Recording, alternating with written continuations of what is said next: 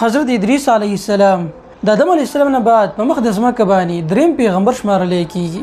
ادریس علیه السلام یو ناشنا پیغمبر دی او د باره کې ډیر ناشنا واقعیت مشهور دي. ویل کیږي چې ادریس علیه السلام واحد انسان دی چې د ځمکې نه بهر په اسمانونو کې وفات شوی دی، یعنی هلته دفن شوی دی. ادریس علیه السلام ته اولنی ساینسدان ویل کیږي. دا اولنی انسان دی چې د اعداد او شمار یعنی د هندسو بنیادی خوده دی. د دین علاوه د کلندر جوړ کړی دی، قلم یې اوچت کړی دی. اولنی انسان دی چې کپړې ګنډلې ده یعنی ټیلري کړې ده په اولنی ځل. د دین علاوه ادریس علیه السلام اولنی انسان دی چې د جنگ لپاره سازو سامان جوړ کړی دی. د باره کې ډیر ناشنا واقعیت مشهور دي.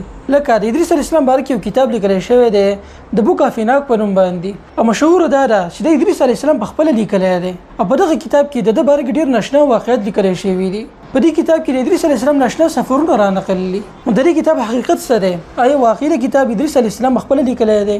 آیا واقعي د ادریس علیه السلام په اسمانونو کې وفات شوی دی؟ د دې ټولو خبرو حقیقت څه دی؟ نو ملګرو دا خبرې دي په شان ډیر ناشنا سوالات دي چې نن به موږ په دې نشست کې د حقیقت ور باندې دغه جواب کوو. نو راځئ زموږ سره.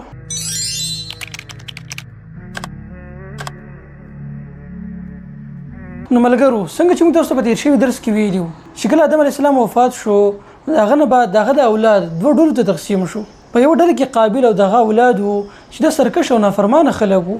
دیم طرف ته هابیل او د آدم علیه السلام نور اولاد وو چې د نیکان خلک وو، نیکۍ طرف ته به دعوت ورکو. وروسته بیا د زمانې په تېرېدلو سره ورو د قابیل په دې اولادو کې سرکشي سیوا شوه. شیطان راغی او په دوی کې بېحیایي سیوا کړه. و د هابیل په اولادو کې چې کوم پیغمبران راغلي دي لکه شیس علیه السلام، و دوی به خپل قوم ته دا دعوت ورکو چې تاسو به د قابیل د اولادو سره نه یوځای کېږئ. د ویل سرکشي د وجې نه باید خپل د اولاد منکو د مصاحبت نه. لیکن وروسته چې کله شیس علیه السلام وفات شو، بیا دغه نه وروسته زمانه تېره شوه، نو شیطان راغی او د هابیل د اولادو ته وسوسه واچوله. دې وجې نه د هابیل په اولادو کې ډېر کسان د غرونو نه راکوز شو ښکته او د قابیل د اولادو سره یوځای شو. د دې اختلاط د وجې نه په انساني تاریخ کې په اولني ځل باندې زنا وشوه د دواړو په مابین کې. هغه دین اخوا فحاشي عامه شوله. اگر چې په دغه زمانه کې بت پرستی لا نه وه او شرک نو شروع شوی، دا ټول خلک موحدین وو، لیکن خو بد خلک په دغه زمانه کې موجود. نو کله چې دې خلکو د فحاشي او بد اخلاقی خپل اعلی درجې ته ورسېده، نو په دغه زمانه کې یرید د کم تذکره چې موږ تاسو ته کړې وه د دې بچی پیدا شو د خنوخ په نوم باندې، کوم چې ادریس علیه السلام ویل کېږي. کله چې یرید وفات شو، نو هغه ځان وروسته خپل بچی ادریس علیه السلام نائب مقرر کو. نو ادریس علیه السلام د خپل قوم ته د نیکۍ دعوت شروع کو او د قابیل د اولادو ته هم نصیحت کوو. وای دا اولنی انسان دی چې به توحید دعوت کوو خلکو ته، او د دعوت په دوران کې وای د شهادت د ګوتو چتوله. بیا د وروسته په انسانانو چې کوم موحدین خلک دي د دغه پر شعار وګرځېدو چې هغه په خپل بیاناتو کې یو ګوتو چتوله. ادریس علیه السلام ډیر مورخینو د نبی اسلام په ابا وجدادو کې شمارلې ده. د نبی اسلام هغه نسب هم د ادریس علیه السلام سره ملایويږي. ډیر علما دې خبرې نه انکار کوي او دا وایي چې ادریس علیه السلام په بنی اسرائیل کې یو پیغمبر تیر شوی دی. لیکن راجیه خبره ده چې ادریس علیه السلام د شیس علیه السلام نه بعد دریم پیغمبر دی په مقدس مکه باندې. خلاصه ده چې ادریس علیه السلام خپل قوم ته دعوت ورکو او د عراق په یو خار بابل کې پیدا شوی دی. وکړه چې ډیر زمانه تیر شو او د ادریس علیه السلام د خبره دی قوم نه منله، نو هغه دعوت وکړو خلکو ته او اعلان یې وکړو چې زه د ښار نه هجرت کوم مصر طرف ته. په دغه زمانه کې به دغه خلک د دریاب فرات په غاړه باندې اوسېدل. کله چې ادریس علیه السلام دغه ځای نه را روان شو، نو د ده سره ډېر قبیلې را روانې شوې او مصر ته راغلې. ادریس علیه السلام د خپل ملګرو سره مصر ته راغی او د دریانیل په غاړه باندې آباد شو. الله سبحانه وتعالی ادریس علیه السلام ته صبرناک او رښتونی پیغمبر ویلی دی. په هغه ځای کې فرمایلی دي چې ورفعناه مکانا علیه، موږ ادریس علیه السلام اوچتې مرتبې ته رسولی و. د دین علاوه په څو حدیثونو کې د ادریس علیه السلام تذکره راغلې ده. لکه په یو روایت کې راځي چې عبدالله بن عباس رضی الله عنه تپوس کړی د یهودي مولا نه کعب الاحبار نه چې ورفعناه مکانا علیه د دې آیت مطلب څه دی چې څنګه ادریس علیه السلام اوچت ځای ته موږ رسولی و.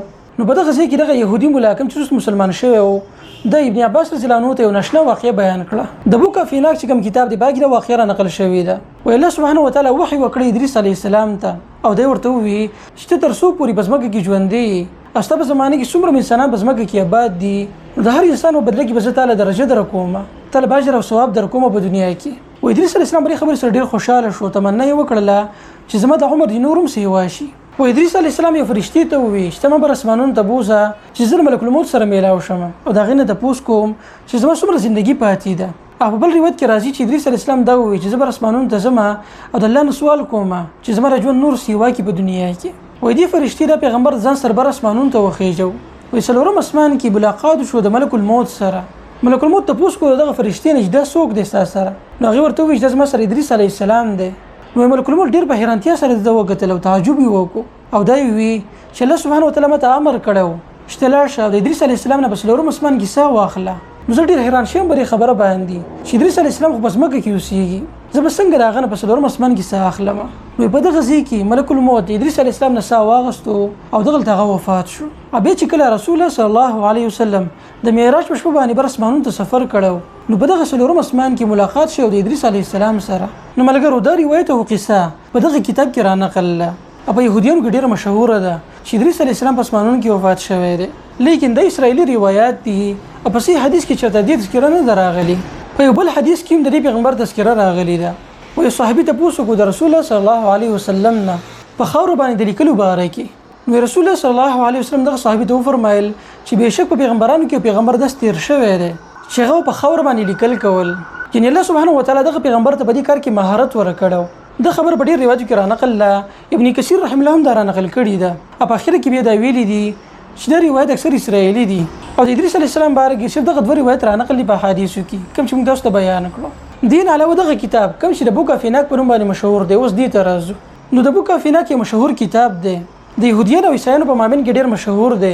هغه دې کتاب د ډیر د عزت په نظر سره ګوري.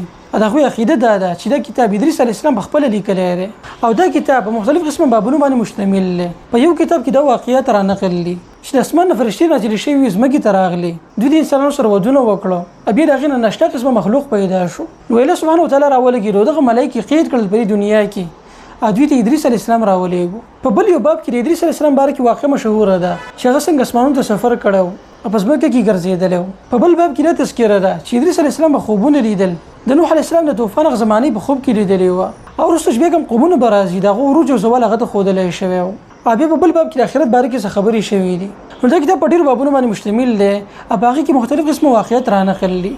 لیکن يهوديان چې دا خبره کوي چې دا کتاب ادریس علی السلام خپل لیکلی دی نو دا خبره غلطه ده بلکې صحیح خبره ده چې په يهوديانو کې علما داسې وو چې دوی اکثر د ځان خبرې کولې خلکو ته په تورات کې به تحریف کوو. نو دغه شان به دغه علماو کې مولا راولګېدو هغه ځان یو کتاب ولیکو مختلف قسمه زاړه واقعیت به کې راجمع کړل او دې بیا د بوک اف ایناک نوم ورکو. دا کتاب بیا ډېر زمانې پورې ورکو تر دې چې په 1700 کې د مغرب نه یو کس راغلی او سیاح هغه په افریقا کې ګرځېدو کله چې هغه حبشې ته راغی ایتوپیا ته. نو په دغه ځای کې دته د کتاب میلاو شو. نو دغه سیاح راولګېدو دا کتاب د ځان سره راوړو یورپ ته او هلته بیا د مشهور کو په خلکو کې. نو دا یو غټ کتاب دی او د اسرایلی روایت جوړل ده چې په دې کې زاړه واقعیت را نقل دي او د ټولو واقعیتو صحیح سند نشته چې هغې ته موږ صحیح هم نشو ویلی او غلط هم نشو ویلی. نو د ادریس علیه السلام باره کې صحیح روایت ډېر کم دي او دومره خبره صحیح ده چې دا ولنی پیغمبر دی چې د لیکل کړي دي په قلم باندې د ټیلري کړي ده د دې زمانې پورې به خلکو د سارو سرمنې اغوندلې د جامې په تور به استعمالولې. لیکن ادریس علیه السلام کپړه ایجاد کړه و دې چې به کله جامې ګنډلې او ستنه به یې چلوله نو په هر ځل باندې به د الله تسبیح ویل او حمد به ویلو. دی وجه نه د شکر گزار او حمد ول پیغمبر ویلې شوی دی. په دې پیغمبر باندې ډیر صحیفې نازل شوي وي د الله سبحانه وتعالى د طرف نه. دی وجه ډیر علما دا خبره هم کوي چې دغه د بوک اف ایناک کې کوم واقعیت چې را نقل دي دغه صحیفې هم کېدلی شي کوم چې په ادریس علیه السلام باندې نازل شوی وي. نو ملګرو د ادریس علیه السلام باره کې کوم روایت را نقل دي په هغې کې دغه روایت ډېر ناشنا دی چې الله رسول فرمایلی دي چې پیغمبرانو کې پیغمبر داس تیر شوی دی چې هغه په تختۍ باندې یعنی په خاور باندې لیکل کړي دي دا مهارت ول الله ورکړی او دا ناشنا خبره ځکه ده چې په دې زمانه کې هم په مختلف قسم علاقو کې د تختۍ دریاب شوي دي چې هغه ډېر پخواني زمانې والي دي. لکه د ترکیې په یو علاقه کې یو تختۍ دریاب شوي ده د خاورې چې هغه د نن نه 15-16 کاله پخوانی ده او په دغه تختۍ باندې یو نقشې ویستلی شوي ده د ځمکې او ورسره دا لیکلی شوي دي چې پلانکي سړي پلانکي ځمکه اخیستې ده په دومره پیسو باندې د پلانکي سړي نه. د دې نه دا هم معلومیږي چې نن 16 کاله مخکې هم په انسانانو کې د ځمکو د خرڅولو رواج موجود و. خو صرف دا یې ونه ده ملګرو دې په شان ډېر شي تختې دریاب شوي دي د خاورو شپاغې باندې مختلف قسمه تاریخي دستاویزات موجود دي.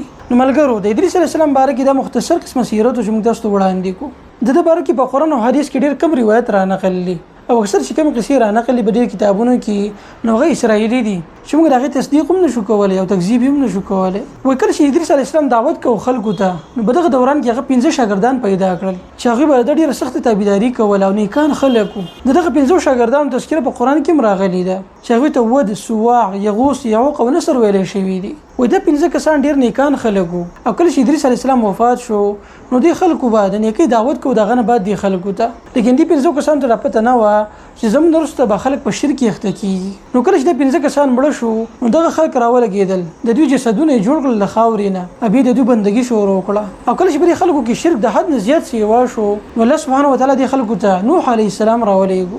نوح علی السلام ناشنا پیغمبر دی د په زمانه کې کوم طوفان راغلی دی او دغه باره کې کوم ناشنا واقعیات دي دا ټول به تاسو وړاندې کو خبر روان درس کې ان شاء الله.